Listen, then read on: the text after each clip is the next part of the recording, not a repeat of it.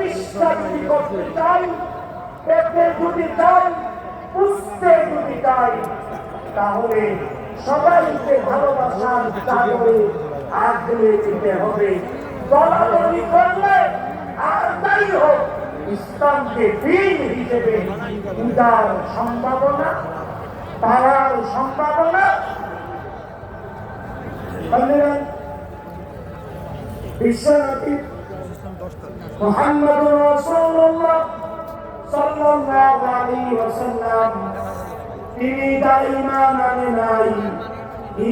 আনে নাই অন্য ধর্মের তাদেরকেও নিজের কাছে, নিজের দলে, নিজের ভালোবাসার চাদরে আগলে নিয়েছেন।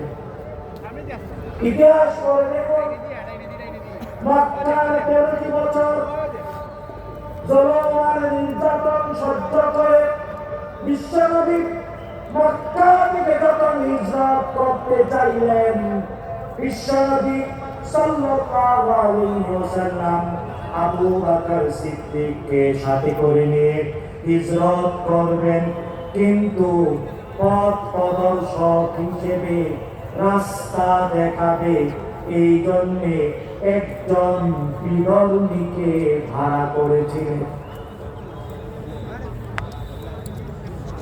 ইতিহাস জানেন, অন্য ধর্মের বলি শত্রু বুঝবেন না। নাম করে দেখুন আব্দুল্লাহ বিন রাইকা, সে মুসলিম না, ইসলাম কবুল করে না। আবু বকর সিদ্দিক মুহাম্মদুর রাসূলুল্লাহ সাল্লাল্লাহু আলাইহি ওয়াসাল্লামকে সঙ্গে হিজরত করছেন, কতটুকু জিনিস, কিন্তু একজন ভাড়া করলেন অন্য ধর্মের। নাম কি?